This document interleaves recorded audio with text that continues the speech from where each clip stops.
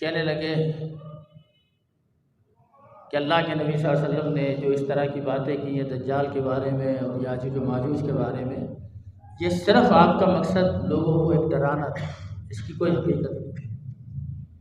یہ بات کسی عام آدمی نے نہیں کی، ہماری نظر میں تو وہ عام انسان ہے، لیکن بہرحال عوام کی نظر میں عوام تو اس کو پتہ نہیں کیا کچھ سمجھتے۔ صاحب تفہیم القرآن نے مولانا مودودی نے یہ بات لکھی، رب اشرح لی صدری ویسر لی امری واحلل عقدۃ من لسانی یفقهوا قولی۔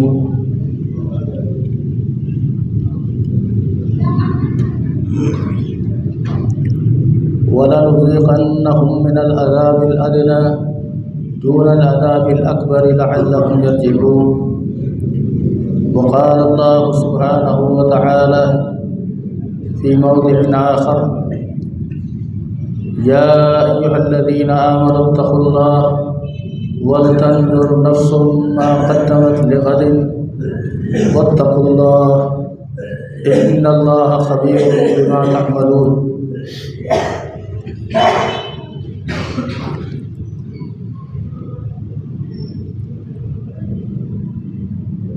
قرآن مجید فرقان حمید کے دو مقامات سے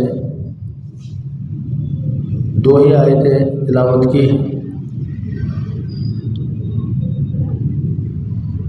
ارشاد باری تعالیٰ ہے وَلَنُذِيقَنَّهُم مِّنَ الْعَذَابِ الْأَدْنَىٰ دُونَ الْعَذَابِ الْأَكْبَرِ، ہم ضرور بھی ضرور انہیں چھوٹے چھوٹے عذابات چکھائیں گے، دون العذاب الاکبر، بڑے عذاب سے پہلے، تاکہ یہ رجوع کریں، اللہ کی طرف لوٹیں، اللہ کے دین کی طرف آئیں۔ اور دوسری آیت کے اندر اہل ایمان کو خطاب کر کے فرمایا کہ یا ایھا الذین آمنوا، اے ایمان والو، اتقوا اللہ، اللہ سے ڈرو، ولتنظر نفس ما قدمت لغد، اور غور کرے ہر نفس کہ اس نے کل کے لیے کیا آگے بھیجا ہے۔ واتقوا اللہ، اللہ سے ڈرو، اللہ تعالیٰ تمہارے تمام اعمال سے باخبر ہے۔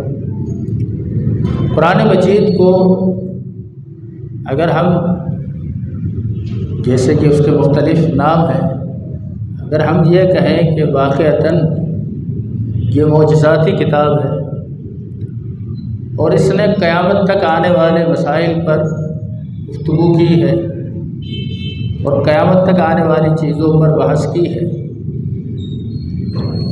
تو یہ غلط نہیں ہے۔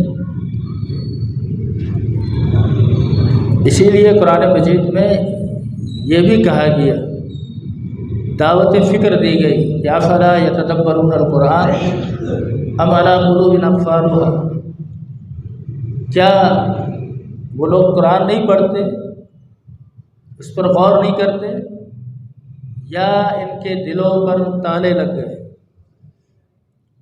دلوں پر زنگ لگ جانا، دلوں پر تالے لگ جانا، یہ تو بہت بڑی شقاوت ہے اور بہت بڑی بدبختی ہے۔ اس لیے یہ جو شریعت میں قرآن مجید کی آیات کے ذریعے سے اللہ کے نبی صلی اللہ علیہ وسلم کے فرامین کے ذریعے اہل ایمان کو جو تذکیر کی گئی، جو وعظ و نصیحت کیا گیا، تو اس سے ایک مومن پر جو غبار آ جاتا ہے وہ چھٹ جاتا ہے۔ ہم اگر موجودہ حالات کے تناظر میں دیکھیں تو اس وقت مختلف قسم کی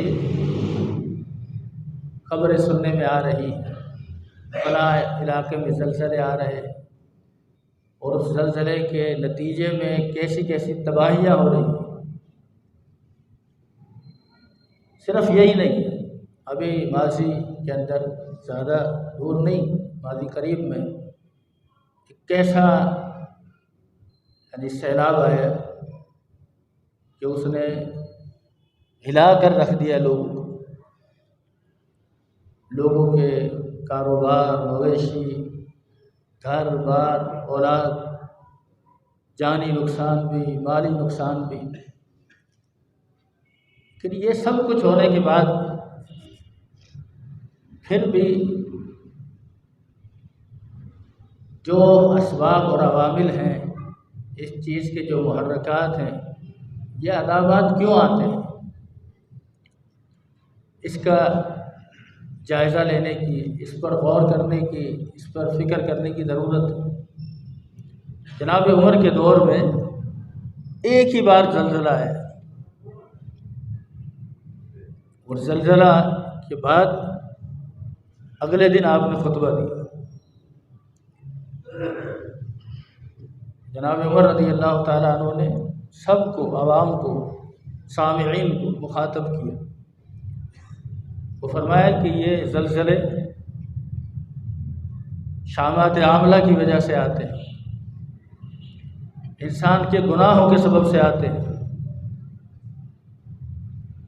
اس لیے ہر شخص اپنے اعمال کا جائزہ لے، اپنے آپ میں دیکھے، جانچے،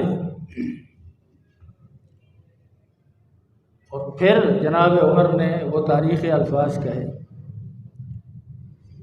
فرمایا دیکھو یہ زلزلہ تو اب آ گیا،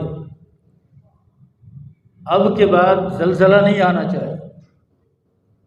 اس میں لوگوں کو تنبیہ تھی کہ تمہارے اندر جو کوتاہی ہے عملی طور پر، تم اسے درست کرو۔ اور فرمایا کہ اگر آج کے بعد، اب کے بعد اگر زلزلہ میری موجودگی میں آیا تو عمر تمہارے اندر رہنا پسند نہیں کرتا، عمر یہ نہیں چاہے گا کہ وہ تمہارے اندر رہے۔ اور پھر تاریخ گواہ ہے کہ اس کے بعد دوبارہ زلزلہ نہیں آیا۔ آج اگر ہم اس کے اسباب، عوامل اور محرکات کو دیکھیں تو آج کون سا ایسا عمل ہے، کون سا ایسا گناہ ہے جو یہ امت نہیں کر رہی، اس امت کے اندر نہیں ہے۔ پھر آپ قرآن مجید کی طرف آئیں تو ایک امت کو اللہ تعالیٰ نے ایک گناہ کی وجہ سے پوری امت کو، جب وہ اس میں ملوث ہوئی، اللہ نے اسے تباہ کر دیا۔ دیکھ لیجئے ہر امت کا کوئی نہ کوئی ایسا وصف، کوئی نہ کوئی ایسا گناہ، کوئی نہ کوئی ایسا جرم تھا جس کی وجہ سے ان پر عذاب آیا۔ اسی لیے یہ بات بھی طے شدہ ہے کہ قرآن مجید سے بڑھ کر کوئی سچی تاریخ نہیں۔ آپ جتنی بھی تاریخوں کا مطالعہ کریں، ان میں سب سے سچی ترین تاریخ قرآن مجید کی ہے، اور اس میں کسی قسم کا مبالغہ نہیں، کسی قسم کی کوئی زیادتی نہیں۔ اس لیے اللہ تعالیٰ نے جن قوموں کو سزا دی اور نشان عبرت بنایا، ان سب کا تذکرہ کیا۔ فَمِنْهُمْ مَنْ خَسَفْنَا بِهِ الْأَرْضَ وَمِنْهُمْ مَنْ أَغْرَقْنَا۔ کسی قوم کو اللہ تعالیٰ نے زمین میں دھسا دیا، کسی کو اللہ تعالیٰ نے غرق آب کر دی، کسی پر اللہ نے پتھروں کی بارش نازل فرما دی۔ یہ سارے عذابات مختلف قوموں پر مختلف گناہوں کی وجہ سے آئے۔ اور پھر قرآن مجید نے یہ بھی فرمایا کہ وَمَا ظَلَمُوا، انہوں نے کوئی ہم پر ظلم نہیں کیا، جنہوں نے بھی یہ گناہ کیے انہوں نے اپنے آپ پر ظلم کیا۔ اس کا نتیجہ، اس کا وبال، اس کی سزا انہیں بھگتنا پڑی۔ یہ تو اللہ کا خاص کرم ہے اس امت پر کہ اللہ تعالیٰ نے اس امت پر ایسا کوئی عذاب نازل نہیں فرمایا۔ ورنہ اللہ تعالیٰ تو اس بات پر قادر ہے، قل هو القادر على ان يبعث عليكم عذابا من فوقكم او من تحت ارجلكم او يلبسكم شيعا ويذيق بعضكم باس بعض۔ اللہ تو اس بات پر قادر ہے، اے پیغمبر آپ فرما دیجئے اللہ اس چیز پر قادر ہے کہ وہ تمہارے اوپر سے کوئی عذاب نازل فرمائے۔ صحیح بخاری کی روایت ہے کہ اللہ کے رسول نے اس سے پناہ مانگی کہ اللہ ایسا کوئی عذاب میری امت پر نازل نہ فرمانا کہ میری ساری امت تباہ ہو۔ او من تحت ارجلکم، یہ فرمایا تمہارے پاؤں کے نیچے سے کوئی اللہ کا عذاب آ جائے۔ اس پر بھی آپ نے اللہ کی پناہ چاہی کہ اللہ ایسا کوئی عذاب نہ آئے کہ زمین پھٹ جائے اور ساری امت زمین میں دسا دی جائے۔ تو فرمایا کہ تیسری صورت یہ ہے کہ او یلبسکم شیعا ویذیق بعضکم باس بعض، کہ تم آپس کے اندر لڑ مرو اور اللہ تم میں سے بعض کے ذریعے بعض کو مزہ چکھائے۔ تو آپ نے اس موقع پہ فرمایا کہ ہاں یہ احون ہے، سابقہ دو عذاب کی نسبت یہ ہلکا ہے۔ تو جتنے بھی عذابات کی صورتیں آج ہم معاشرے میں دیکھ رہے ہیں، اس کے محرکات کی طرف بھی نظر کریں اور دیکھیے کہ کون سا گناہ ہے جو امت میں نہیں۔ بڑے سے بڑا گناہ جس کو کہا گیا آج امت میں وہ گناہ عام ہو گیا، اور اب اس گناہ کو لوگ گناہ نہیں سمجھتے۔ اس لیے اللہ کے رسول صلی اللہ علیہ وسلم نے بہت سی احادیث کے اندر اس بات کی طرف توجہ دلائی کہ بادروا بالاعمال فتنہ، اے لوگوں فتنوں کے آنے سے پہلے پہلے اعمال کرنا شروع کرو، فتنوں کے دور میں مبتلا ہونے سے پہلے پہلے عمل کرو۔ فرمایا کہ وہ فتنے ایسے ہوں گے کہ قطع اللیل المظلم، جس طرح اندھیری رات کے فتنے ہوتے، کچھ سجائی نہیں دیتا، جو فتنے میں مبتلا ہے اسے بھی اور جس کو فتنے میں مبتلا کیا جا رہا ہے اسے بھی، قاتل اور مقتول کا پتہ ہی نہیں۔ حتیٰ کہ فرمایا کہ یصبح الرجل مؤمنا ویمسی کافرا، یہ حالت ہو جائے گی ان فتنوں کی زد میں کہ ایک شخص صبح کو مسلمان ہوگا تو شام کو کافر ہو جائے گا، یمسی مومنا یصبح کافرا، اور اگر شام کو مومن ہوگا تو صبح کو کافر ہو جائے گا۔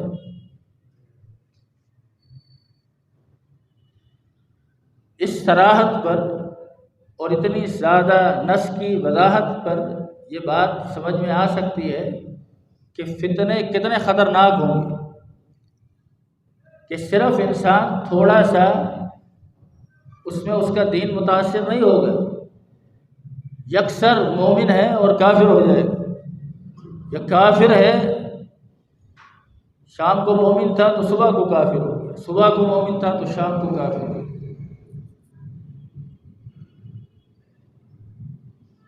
یعنی ان فتنوں کا اٹیک جو ہے وہ انسان کے عقیدے پر ہے۔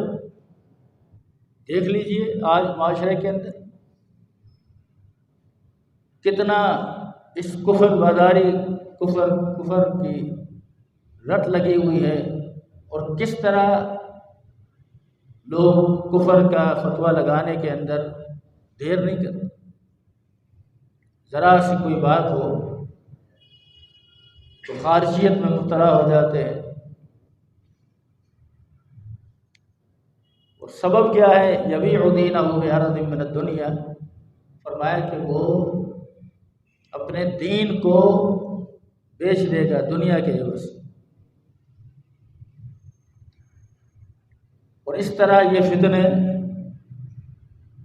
ایک انسان کی زندگی میں شامل ہو گئے، اس لیے ایسا وقت آنے سے پہلے پہلے اعمال کی طرف سبقت لے جائے۔ آپ شاید فتنے سے مراد یہ سمجھتے ہو کہ پتہ نہیں کوئی بہت بڑا ایسا فتنہ جس کے بارے میں پتہ نہ چل سکے۔ تھوڑا سا ہم اللہ کے رسول صلی اللہ علیہ وسلم کے ایک فرمان کی روشنی میں فتنے کو متعین کرتے ہیں کہ فتنہ کیا چیز ہے۔ اللہ کے رسول صلی اللہ علیہ وسلم خطبہ ارشاد فرما رہے تھے، لوگوں کو وعظ و نصیحت کر رہے تھے۔ اچانک دوران خطبہ آپ کے نواسے جناب حسن اور جناب حسین رضی اللہ تعالیٰ بچے تھے، وہ مسجد میں آئے۔ اب آپ کو پتہ ہے کہ چھوٹے بچے ہوں اور آ رہے ہوں مسجد میں، تو ان بچوں کے چلنے کی کیفیت کیا ہوتی ہے کہ وہ گرتے پڑتے اس طرح آ رہے ہیں۔ آپ خطبہ ارشاد فرما رہے تھے، آپ نے خطبہ روک دیا، آپ ان بچوں کے پاس چلے گئے، ممبر سے نیچے اتر گئے، ان کو اٹھا کر لائے، اپنے آگے بٹھایا، پھر ممبر پر آ گئے اور پھر کیا فرمایا؟ فرمایا صدق اللہ، اللہ نے سچ فرمایا۔ کیا؟ انما اموالکم و اولادکم فتنہ، تمہارا مال اور تمہاری اولاد تمہارے لیے فتنہ ہے۔ اب اس پورے واقعے نے فتنے کا معنی متعین کر دیا۔ آپ نے خود فرمایا کہ میں تمہیں وعظ و نصیحت کر رہا تھا۔ اب وعظ و نصیحت ایک خیر کا کام، ایک نیکی کا کام ہے، اور آپ نے اس وعظ و نصیحت کو روک دیا ان کی محبت میں، اور آپ آگے چلے گئے۔ اتنی دیر کے لیے سلسلہ موقوف ہو گیا۔ تو یوں اولاد کی، مال کی محبت میں آ کر انسان کسی بھی خیر سے جب رک جاتا ہے تو شریعت نے اس کو بھی فتنہ کہا۔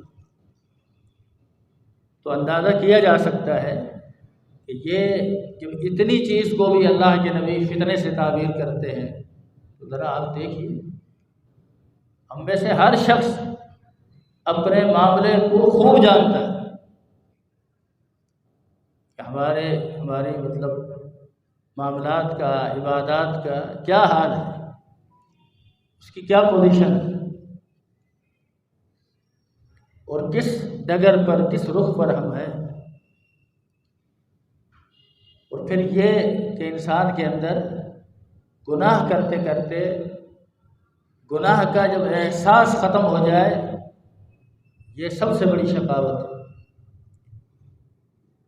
گناہ کرنا بھی، گناہ بھی شقاوت ہے، لیکن گناہ کا احساس ختم ہو جائے اور اس کو انسان گناہ نہ سمجھے، اس سے بڑی شقاوت کوئی نہیں، اس سے بڑی بدبختی کوئی نہیں کہ انسان گناہ کے لیے عذر تلاش ہے، گناہ کے لیے یہ سمجھے کہ یہ چیز تو عام ہے، اب اس سے تو بچا نہیں جا سکتا، اس سے تو ہم کیسے اپنے آپ کو دور رکھ سکتے ہیں۔ اگر انسان اس طرح کے عذر تلاش کرے اور ان گناہوں کو گناہ نہ سمجھے تو پھر آپ سمجھ لیں کہ احساس گناہ ختم ہو گیا، اور جب احساس گناہ ختم ہو جائے تو پھر توبہ کی توفیق سلب ہو جائے۔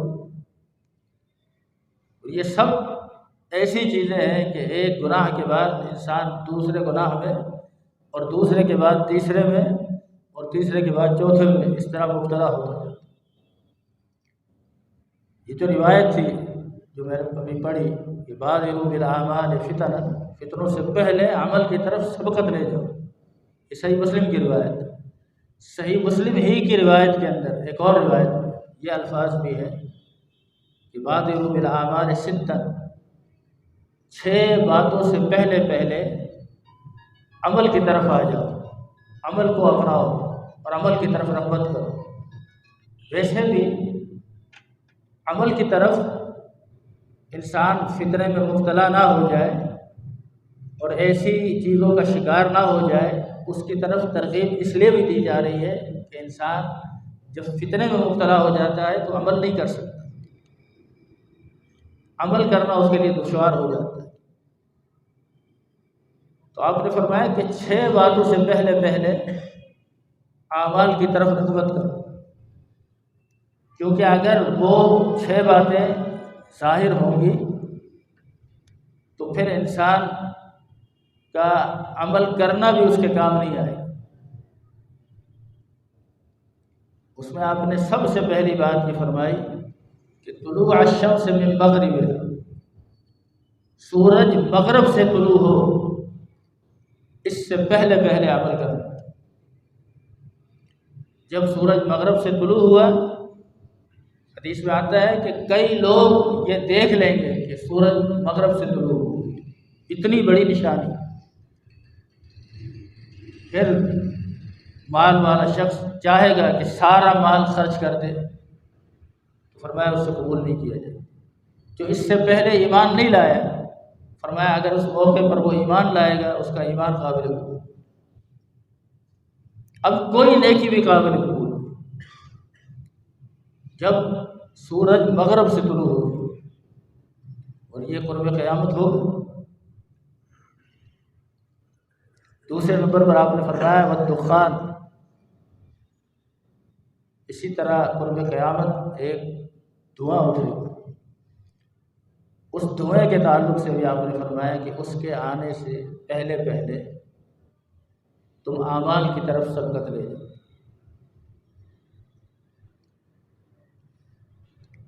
پھر تیسرے نمبر پر فرمایا والدجال، دجال کے آنے سے پہلے تم اعمال کی طرف سبقت لے جاؤ، اعمال صالحہ کو کرو، اس لیے کہ اس کا فتنہ بھی اپنے وقت کا بہت بڑا فتنہ ہے۔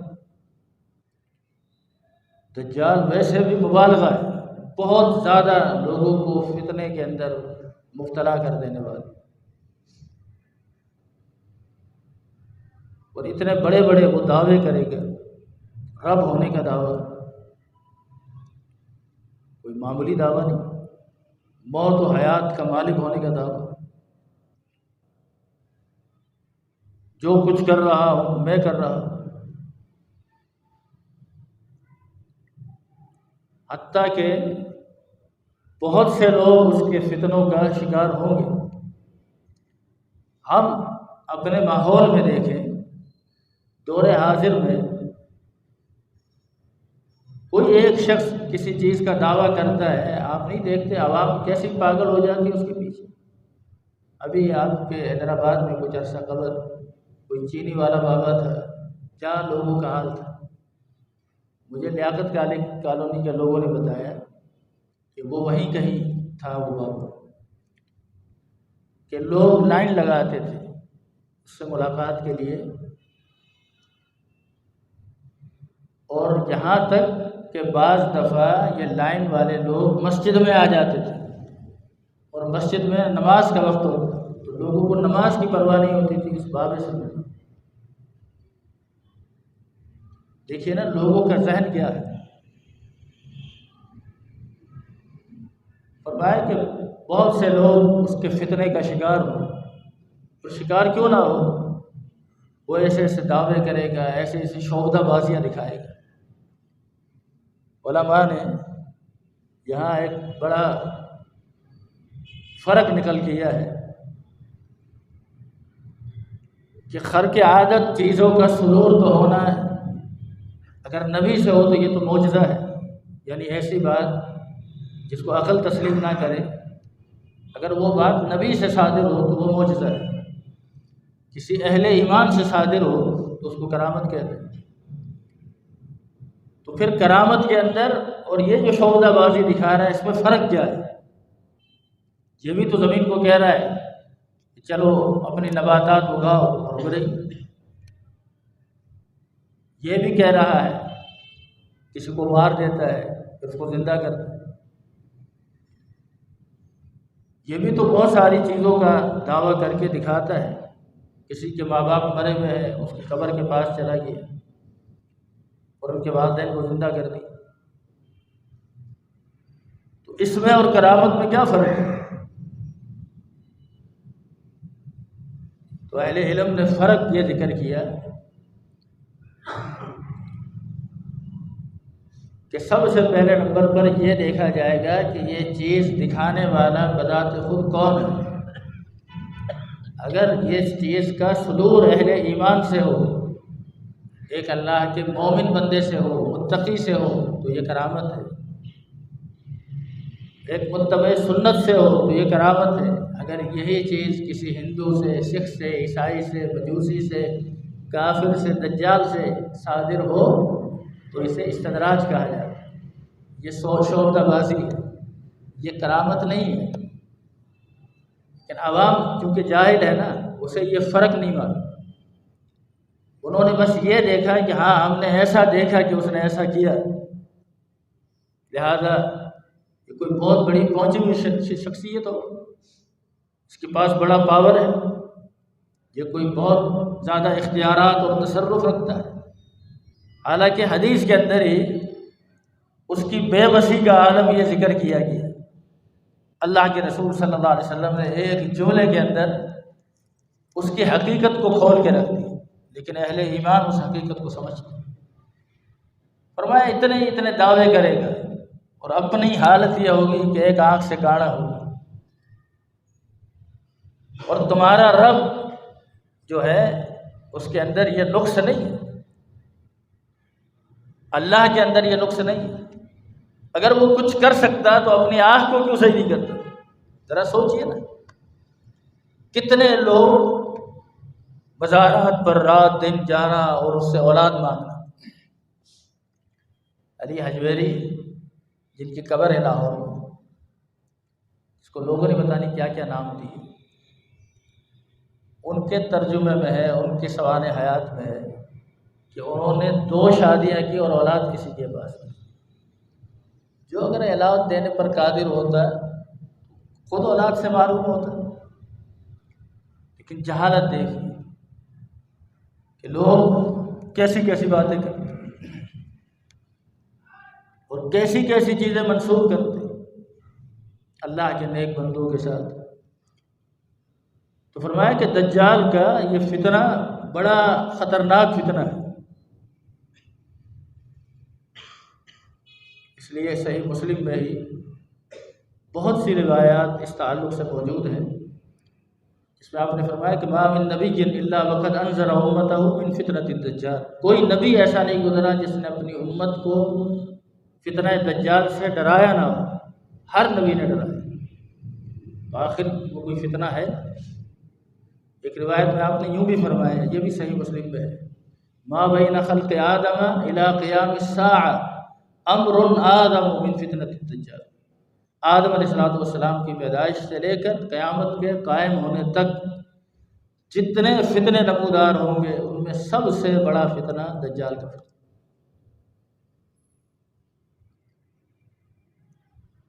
وہ بات ہم اندازہ کر سکتے ہیں، اور پھر فرمایا کہ اس کی پیشانی پر لکھا ہوا ہوگا کافارہ، جس کا کافر ہونا اس کی پیشانی پر لکھا ہوگا، جس کو ہر اہل ایمان چاہے وہ پڑھا لکھا ہو یا ان پڑھ ہو اسے پڑھ لے۔ بہت سے لوگوں کی عادت ہے بحث کرنے کی، کئی لوگ کہتے ہیں یہ بات سمجھ میں نہیں آتی، جب لوگوں کو پتہ ہے اس کے یہاں لکھا ہوا ہے نشانی پر، پھر بھی لوگ اس پر ایمان لائیں گے۔ خیر اہل ایمان تو نہیں لائیں گے، لیکن جو صحیح معنی میں اہل ایمان ہے وہ تو اس کے پیروکار نہیں۔ لیکن آج آپ نہیں دیکھتے، بہت ساری چیزوں کو لکھا ہوا دیکھنے کے باوجود لوگ اس سے بچتے ہیں۔ یہ معذرت کے ساتھ بہت سارے ساتھیوں کی عادت ہوگی وہ سگریٹ پیتے ہیں، اب سگریٹ کے ہر پیکٹ پہ لکھا ہے تمباکو نوشی صحت کے لیے مضر ہے، اس کے باوجود نہیں پیتے، سب پیتے، پتہ سب کو ہے، لکھا ہوا بھی ہے، دیکھ بھی رہے ہیں، پھر نہیں کرنا چاہیے۔ اس دجال کے بارے میں اتنی روایات ہیں اس روایات کو محدثین نے تواتر کا درجہ دیا، یعنی بہت سی احادیث کے اندر اس کا ذکر آیا۔ مستقل اہل علم کے اس پر رسالے ہیں، علامہ شوکانی رحمۃ اللہ علیہ کا اس پر رسالہ ہے، ماضی قریب میں بھی اہل علم نے اس پر لکھا، لیکن اس پر بھی ستم بالائے ستم یہ ہے کہ کوئی غیر نہیں اپنے آپ کو مفکر کہلانے والے لوگ اور اپنے آپ کو اسکالر کہلانے والے لوگ، انہوں نے بھی جب دجال کی بات آئی، یاجوج و ماجوج کا ذکر آیا، تو یہ لوگ بھی پٹڑی سے اتر گئے۔ ایسے لوگ کہنے لگے کہ اللہ کے نبی صلی اللہ علیہ وسلم نے جو اس طرح کی باتیں کی ہیں دجال کے بارے میں اور یاجوج و ماجوج کے بارے میں، یہ صرف آپ کا مقصد لوگوں کو ایک ڈرانا تھا، اس کی کوئی حقیقت نہیں۔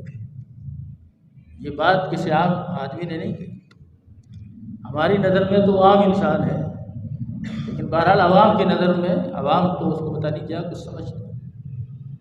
صاحب تفہیم القرآن نے، مولانا مودودی نے یہ بات لکھی تفہیم القرآن۔ دلیل کیا ہے؟ کہنے لگے دلیل یہ ہے کہ آج، یعنی جب وہ تفسیر لکھ رہے تھے، فرمایا آج پوری دنیا کا جو ہے سروے ہو چکا، ساری دنیا جو ہے اس کے ہر علاقے کے حوالے سے معلومات آ گئی۔ اگر واقعتاً دجال موجود ہے اور یاجوج و ماجوج ہے تو پھر وہ کہاں ہے؟ چونکہ وہ نظر نہیں آ رہے ہیں، اور آج قرۂ ارضی پر اگر وہ ان کے بارے میں خبر دی گئی، تمیم داری رضی اللہ تعالیٰ عنہ نے ان کو دیکھا ہے اور وہ روایت ہے، تو پھر وہ کہاں ہے؟ آج بھی اتنا کچھ واضح ہو جانے کے باوجود اور اتنا کچھ ظاہر ہو جانے کے باوجود آج بھی دنیا کے اندر کئی جگہ ایسی ہیں جو واضح نہیں، پوری طرح واضح نہیں، حتیٰ کہ کچھ، اب یہ بحث کہیں دوسری طرف نہ چلی جائے، کچھ اہل علم نے اس طرح کی گفتگو کی تھی تفسیر ہمارے بر صغیر پاک و ہند میں کہ یاجوج و ماجوج سے مراد کون ہے۔ کچھ لوگوں نے روس کے منگولیوں کو کہا کہ یہ یاجوج و ماجوج، کچھ لوگوں نے کہا کہ یہ چائنا کے لوگ ہیں، یہ یاجوج و ماجوج۔ ہم اس بحث میں نہیں جاتے بھئی، جب قرآن کی صاف نص موجود ہے، واضح آیت موجود ہے، ان یاجوج و ماجوج مفسدون فی الارض، یاجوج و ماجوج کا وجود موجود ہے، تو اب بات ختم ہوگی، اس پر ایمان لانا چاہیے۔ اب اس کی تعیین کون ہے اور کہاں ہے اور کس جگہ ہے، اس کے ہم مکلف نہیں، ہم اس بات کے مکلف ہیں کہ جو بیان ہوا ہے اس پر ایمان رکھیں اور اپنے ایمان کا بچاؤ کریں۔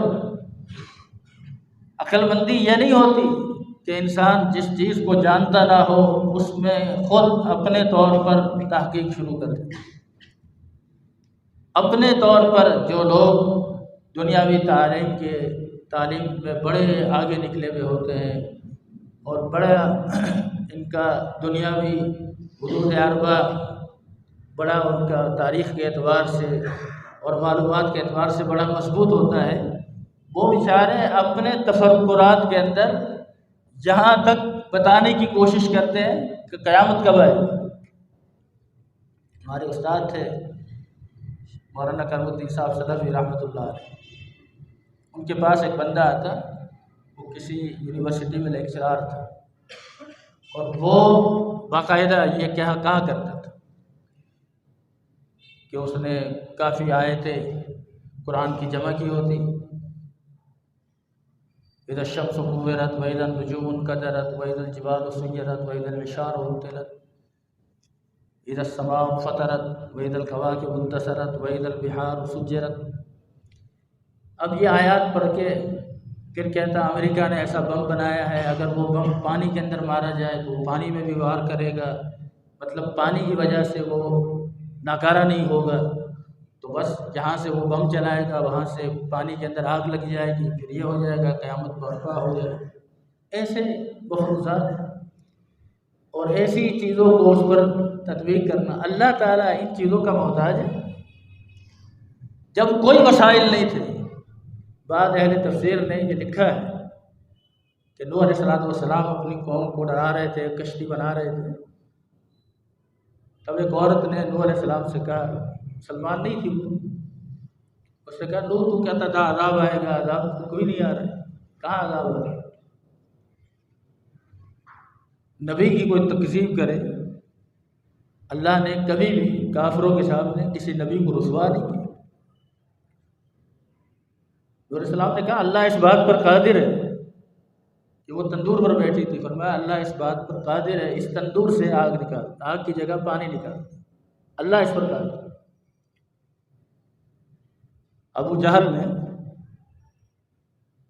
اور دوسرے مشرکین مکہ نے اللہ کے نبی کا مذاق اڑایا، کہنے لگے دیکھا ہم نہیں کہتے تھے محمد عجیب و غریب باتیں کرتا ہے صلی اللہ علیہ وسلم، دیکھا نا وہ ایسے گرے پڑے اور کمتر اوقات کے لوگوں میں اٹھنا بیٹھنا ہے نا، اب محمد کیسی باتیں کر رہا ہے صلی اللہ علیہ وسلم۔ وہ کہہ رہا ہے کہ ان شجرۃ الزقوم طعام الاثیم، وہ کہہ رہا ہے جہنم کے اندر ایک درخت ہے وہ گناہ گاروں کا کھانا ہے۔ اب ابو جہل اپنے ساتھیوں سے کہتا ہے بتاؤ جب اگر آگ ہو یعنی درخت ہو تو درخت آگ کی موجودگی میں سلامت رہ سکتا ہے؟ جل جائے۔ دیکھا محمد صلی اللہ علیہ وسلم کا معاذ اللہ دماغ چل بسا، اس لیے وہ کھجور کے ساتھ مکھن لگا کر کھا رہا تھا۔ کسی نے پوچھا اس سے تو اس نے طنز کیا، کہا کیا کھا رہے ہو؟ کہا میں زقوم کھا رہا ہوں، ان شجرۃ الزقوم، جس کا قرآن میں ذکر ہے۔ اللہ کے رسول کو یہ بات پتہ چلی، آپ نے فرمایا واللہ اللہ کی قسم اللہ اس بات پر قادر ہے کہ اللہ اس درخت کو جہنم کے اندر آگ سے پیدا کرے، اللہ قادر ہے۔ اللہ کے لیے کیا مشکل ہے؟ اللہ کوئی ان چیزوں کے ان فارمولوں کا محتاج ہے؟ مطالبات کرنے والوں نے وقت کے نبی سے مطالبہ نہیں کیا، کہنے لگے ہم اس وقت ایمان لائیں گے یہ سامنے پہاڑ ہے یہ پھٹ جائے، اس میں سے اونٹنی نکلے، اونٹنی بھی حاملہ ہو۔ وقت کے نبی سے جب مطالبہ کیا، نبی نے کہا میں ان چیزوں کا دعویٰ کرتا ہی، لیکن ہاں اللہ اس بات پر قادر ہے، اللہ ایسا کر سکتا ہے۔ اللہ کسی تمہاری طرح کسی اسباب کا محتاج ہے؟ اللہ کی شان تم نے نہیں سنی؟ بسم اللہ الرحمن الرحیم، سبحان الذی اسری بعبدہ لیلا من المسجد الحرام الى المسجد الاقصی، اللہ رات کے کچھ لمحات میں اپنے نبی کو مسجد حرام سے مسجد اقصی تک لے گیا، پھر آسمانوں پر لے گیا، پھر واپس اللہ نے اپنے نبی کو وہیں پر جہاں سے آپ کو لے جایا گیا تھا وہاں پر پہنچا دیا۔ اللہ قادر ہے، کیوں کہ اللہ تعالیٰ سبحان ہے، اس کی صفت ہے، وہ ہر قسم کے عوارض سے نقائص سے منزہ ہے، اسے کوئی زوال نہیں ہے، وہ اسباب کا اور ان چیزوں کا محتاج نہیں۔ اس کا عالم تو یہ ہے کہ یشاء یذھبکم ویأتی بخلق جدید، اگر اللہ چاہے تو تم سب کے سب کو ایک ہی لمحے میں ختم کر دے، ویأتی بخلق جدید، اور جب اللہ تمہیں ختم کر دے ہلاک کر دے اسی وقت اسی لمحے اللہ تعالیٰ ایک اور قوم کو تمہاری جگہ لا کر آباد کر دے، اللہ اس پر قادر ہے۔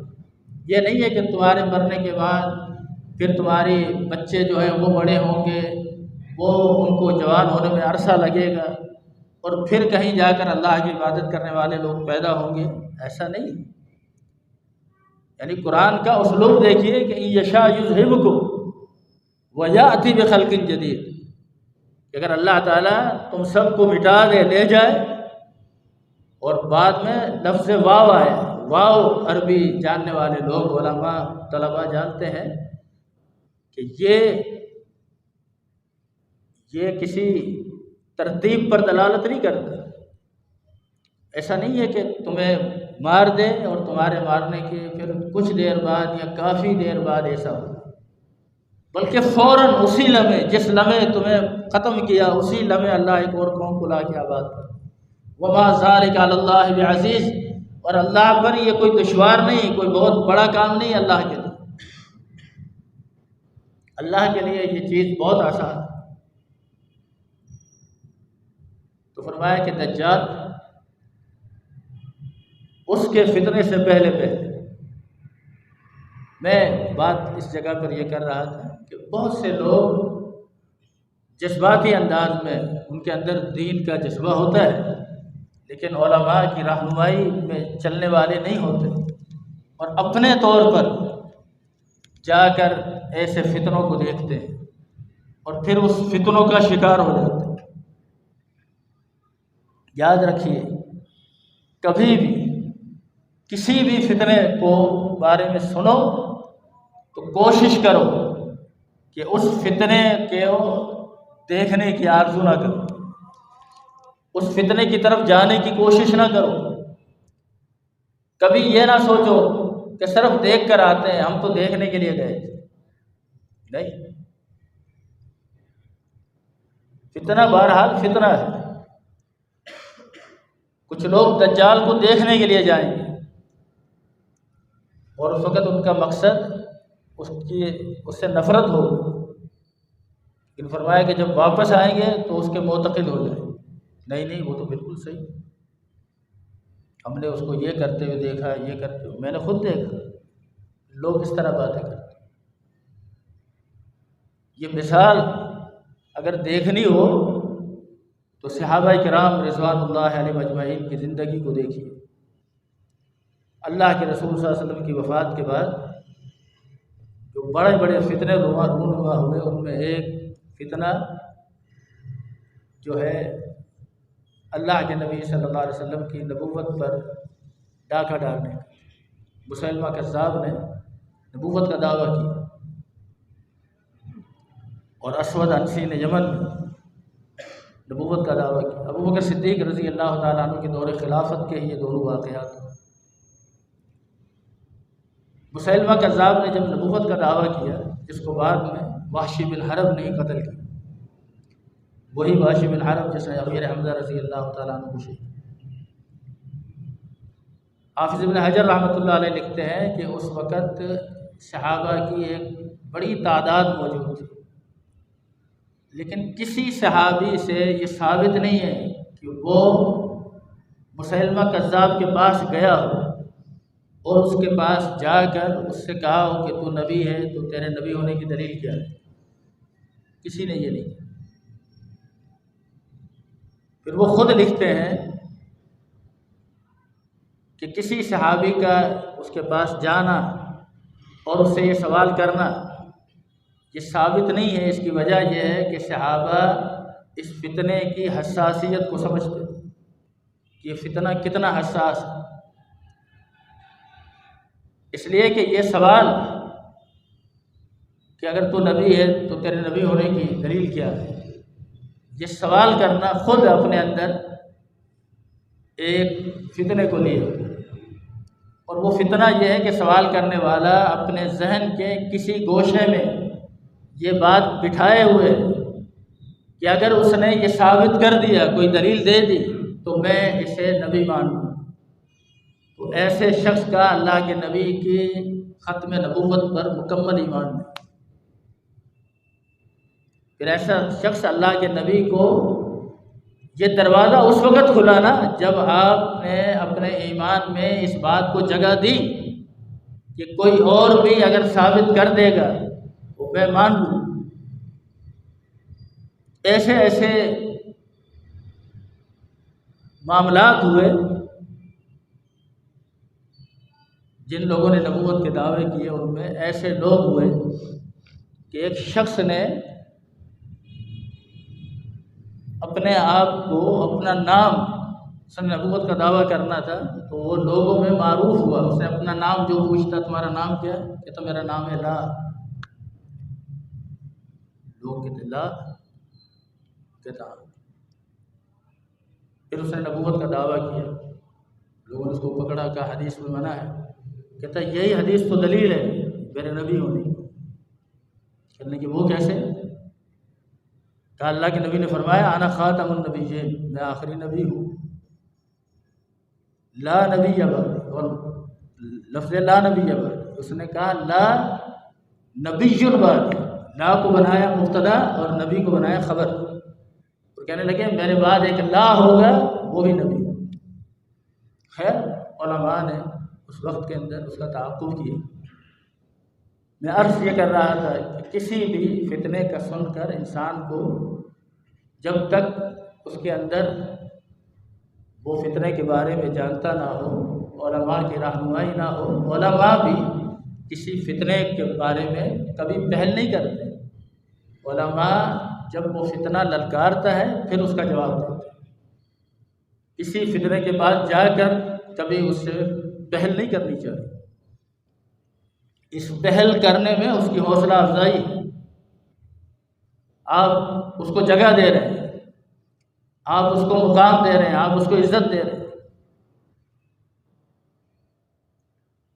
بہت اپنے وقت کے اندر آتے ہیں، باتیں کرتے ہیں، شوشے چھوڑتے ہیں، ہمارا طبقہ جو نوجوان طبقہ ہے جذباتی، فلاں یہ کر رہا ہے، فلاں، ہم جواب نہیں دے رہے، ہم خاموش ہیں۔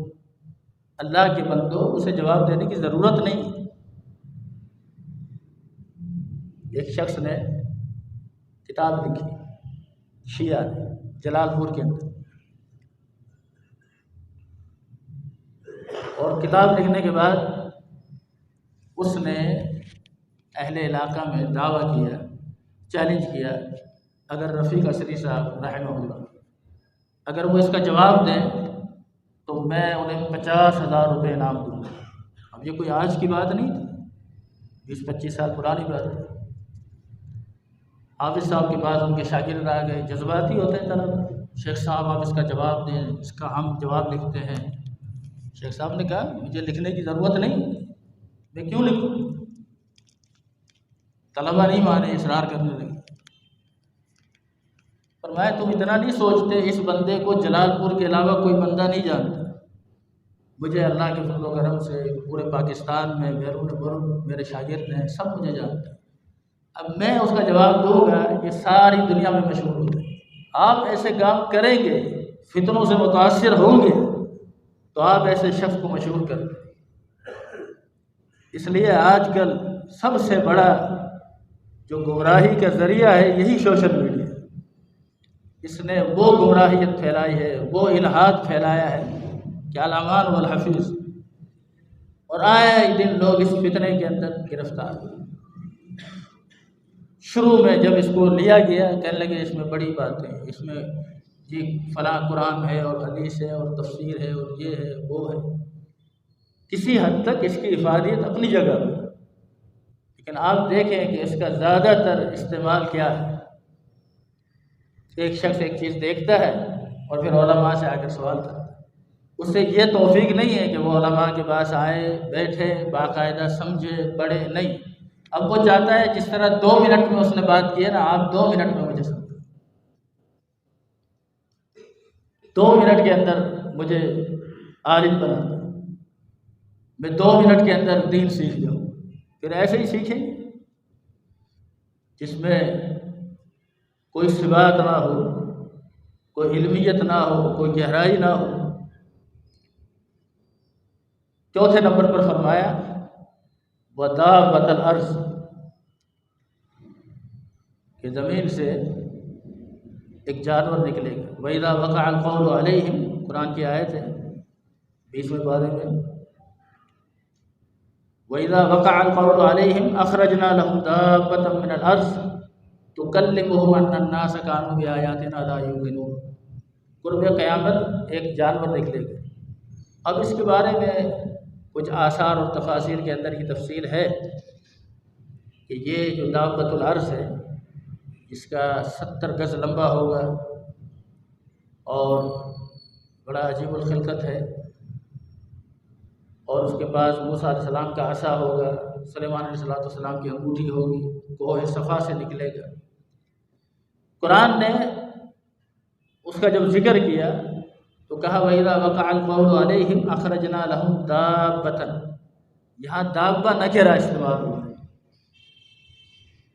نکرہ کا عربی زبان کے اندر استعمال اس لیے کیا جاتا ہے کہ اس کے اندر نکارت بتائی جائے، تو یہ بتانا مقصود ہے کہ وہ عجیب الخلقت تو ہے، لیکن کسی بھی جو تفاسیر یا آثار میں جو بات کہی جا رہی ہے یہ کسی یعنی صحیح اعتبارات سے جو ان کو پرکھنے کا ایک معیار ہے اس معیار پر یہ پورے نہیں اترتی، تو اس تفصیل میں جانے کی ضرورت بھی نہیں ہے۔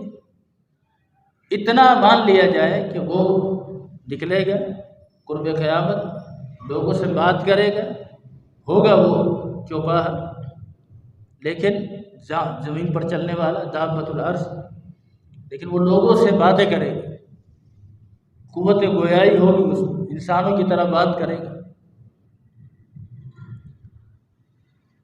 یہ اس بات کی علامت ہے اور قیامت کی نشانیوں میں سے ایک بڑی نشانی ہے۔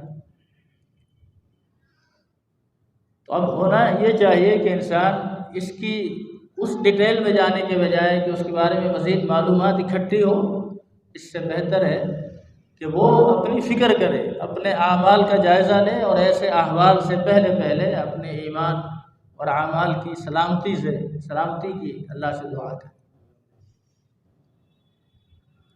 5 نمبر پر فرمایا وخاصۃ احدکم، اور اس سے پہلے تم اعمال کے اندر سبقت لے جاؤ کہ تمہیں موت آ جائے، تمہارے مرنے سے پہلے تم نیک اعمال کی طرف رغبت کرو، سبقت لے جاؤ۔ اور کچھ پتہ نہیں کہ انسان کا یہ جو آخری وقت ہے وہ کب آئے گا اور کیسے آئے گا، لیکن آنا ہر ایک کو، ہر ایک پر ہے اور آ کر رہے گا، کوئی اس سے مستثنا نہیں۔ اللہ کے نبی کے مخالفین جب اللہ کے نبی پر سب حربہ آزما چکے تو آخر انہوں نے کہا چھوڑو، ایک وقت آئے گا محمد صلی اللہ علیہ وسلم فوت ہو جائیں گے، چلو معاملات ختم ہو جائیں گے۔ قرآن نے اس کا جواب دیا وما جعلنا لبشر من قبلک الخلد، اے پیغمبر ہم نے کسی نبی کے لیے اور کسی بشر کے لیے اس دنیا میں ہمیشہ رہنا بنایا ہی نہیں۔ افإن مت، اگر آپ فوت ہو گئے، فهم الخالدون، کیا یہ ہمیشہ رہیں گے؟ یہ نہیں مریں گے، انہیں بھی موت آئے گی، تو موت سے کسی کو استثناء نہیں ہے۔ یا پھر فرمایا کہ قیامت کے آنے سے پہلے چھٹی بات یہ ہے کہ جو عام چیز ہے جو سب کو شامل ہے، یعنی قیامت کے آنے سے پہلے عمل کریں، کیونکہ قیامت کا وقوع بھی اچانک ہوگا، اور اس کے اچانک ہونے کی تفصیل صحیح بخاری کے اندر اور دیگر کتب کے اندر موجود ہے۔ اس میں آپ نے فرمایا کہ 2 شخص آپس میں، دکاندار نے اپنی دکان کھولی ہے، کپڑا بیچ رہا ہے، دوسرا سامنے والا کپڑا خرید رہا ہے، یہ بائع اور مشتری، بیچنے والا اور خریدنے والا موجود ہے۔ اس نے کپڑا اس کو دیا اور یہ کپڑا لے کر جا نہیں سکے گا قیامت قائم ہوئے۔ ایک شخص گھر میں جائے گا، روٹی کھائے گا، سالن روٹی اس کے سامنے رکھی ہوگی، روٹی کا لقمہ بھی لے گا، فرمایا اپنے منہ تک نہیں لے جا سکے گا کہ قیامت آ جائے۔ ایک شخص اپنے کنویں کو بنائے گا لیکن اس کنویں کے پانی کو، کنویں کو ابھی سوکھنے کا موقع نہیں ملے گا کہ قیامت آ جائے۔ یعنی مثالیں دے کر آپ کو بتانے کا مقصد یہ تھا کہ ہر قسم کے لوگ اپنے اپنے معاملات میں، کام کاج میں مشغول ہوں گے۔ ایسا نہیں ہے کہ کوئی کرفیو لگ گیا ہے، کوئی کوارنٹائن ہو گیا ہے، لوگ اپنے اپنے گھروں میں بیٹھے ہیں، سب ڈر رہے ہیں، بس ابھی قیامت کا جو ہے ناقور بجنے والا ہے اور ابھی سور پھونک دیا جائے گا اور لوگ سجدے میں سجدہ ریز ہوں گے، ایسا نہیں۔ لوگ اپنے معمولات میں مشغول ہو کہ اچانک قیامت قائم ہو جائے۔ یسألونک عن الساعۃ، لوگ پیغمبر لوگ آپ سے قیامت کے بارے میں پوچھیں، قل انما علمها عند ربی، آپ فرما دیجیے اس کا علم میرے رب کے پاس ہے، لا یجلیها لوقتها الا هو، اس کا صحیح معنی میں ظاہر ہونا، وقت کا جس موقع پر آنا ہے اس کا علم اللہ کے علاوہ کسی کو نہیں۔ لا تأتیکم الا بغتہ، وہ تمہارے پاس نہیں آئے گی مگر اچانک، بالکل کسی کے وہم و گمان میں بھی نہیں ہوگا کہ یہ کیا ہوگی۔ اور آپ دیکھیں ابھی جو زلزلے آئے ہیں کس کے وہم و گمان میں تھا؟ لوگ سفر کرنے والے سفر کر رہے تھے، گھروں میں موجود لوگ اپنے گھر میں کھانا پینا کھا رہے تھے، اور جب ایسے معاملات ہوتے ہیں نا، یہ تو قیامت نہیں ہے لیکن اس میں جو لوگوں کے احوال دیکھنے میں اور سننے میں آتے ہیں، اللہ تعالیٰ ہر ایک کو برے وقت اور بری گھڑی سے محفوظ رکھے۔ میں نے یہ باتیں یعنی بہت قریب سے دیکھی کہ ایک شخص کے سزوکی میں سلنڈر پھٹ گیا، تو کچھ لوگ موقع پر فوت ہو گئے، وہ اس میں ان سب میں ان کے گھر کی عورتیں تھیں، بدحواسی ہو گئی، سب تھوڑی سی دیر کے لیے کچھ سجھائی نہیں دے رہا، اور سجھائی کب دیا جب تھوڑے سے ہوش بحال ہوئے تو عورت کو خیال آیا کہ میرا چھوٹا بچہ تو میری گود میں نہیں ہے، جب دیکھا تو وہ تو جل کر کباب بن۔ یہ تو ایک معمولی سا معاملہ ہے، قیامت نہیں ہے، اس کی ہولناکی کیا ہے؟ ان زلزلۃ الساعۃ شیء عظیم، اس کی ہولناکی تو بڑی بھیانک ہے، بڑا عظیم زلزلہ ہے وہ۔ بہت عرصے پہلے کراچی میں بوری بازار میں ایک دفعہ بم پھٹا جاولک کے دور پر، میں نے خود اخبار میں پڑھا کہ باپ اپنی بچی کو گڑیا دلانے لے گیا تھا، باپ کو نہیں پتا بچی کب اس سے بچھڑ گئی، اور باپ کے ہوش میں نہیں ہے کہ میرے ساتھ میری بچی تھی۔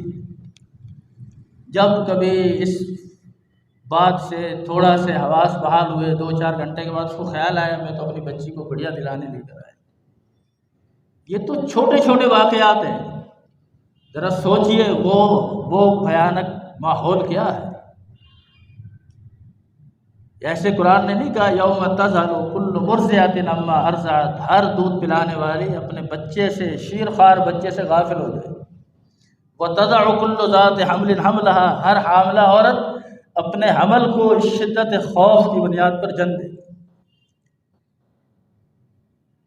اے پیغمبر وتری الناس سکارا، آپ دیکھیں گے کہ لوگ نشے کی حالت میں، وما هم بسکارا، انہوں نے کوئی نشہ نہیں کیا ہو، ولکن عذاب اللہ شدید، کہ اللہ کے عذاب کی شدت ہو۔